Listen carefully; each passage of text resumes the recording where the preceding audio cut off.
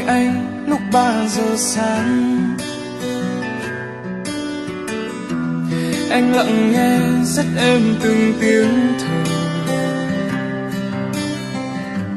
2 tuần ta cách xa rồi đấy, chắc giờ anh cũng không còn bất ngờ.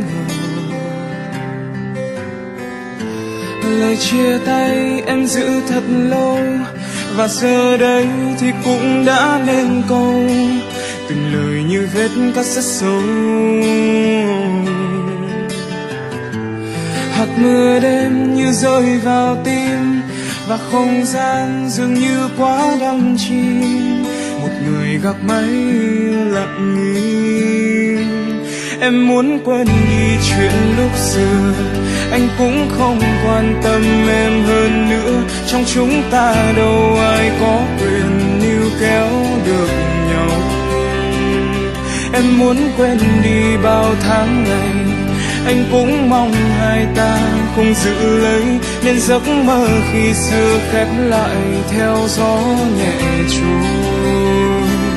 Thôi cũng đành thôi.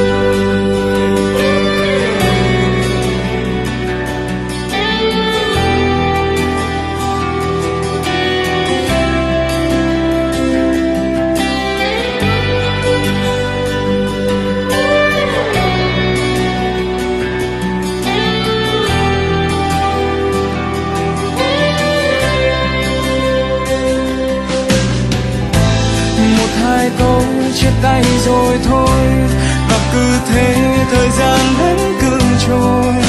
Giờ tình yêu nơi đâu mất rồi? Liệu rằng em nơi phương trời xa, tình yêu đó còn vương vấn thiết tha, và lòng em có nhớ ta. Em muốn quên đi chuyện lúc xưa, anh cũng không quan tâm em hơn nữa. Trong chúng ta đâu ai có quyền níu kéo được nhau. Em muốn quên đi bao tháng ngày, anh cũng mong hai ta cùng giữ lấy. Nên giấc mơ khi xưa khép lại theo gió nhẹ trôi. Thôi cũng đành thôi.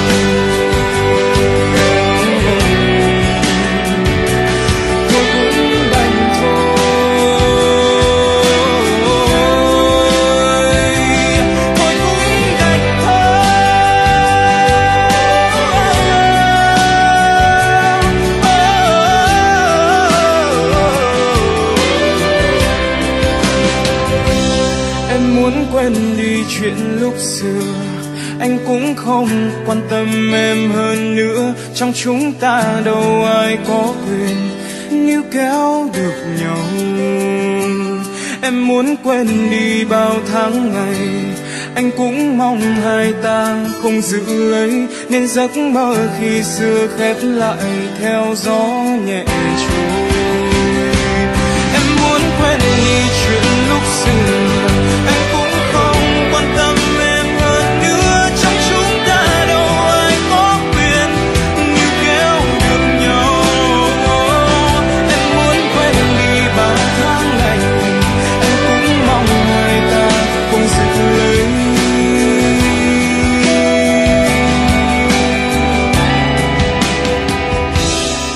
Nên giấc mơ khi xưa khép lại theo gió nhẹ trôi.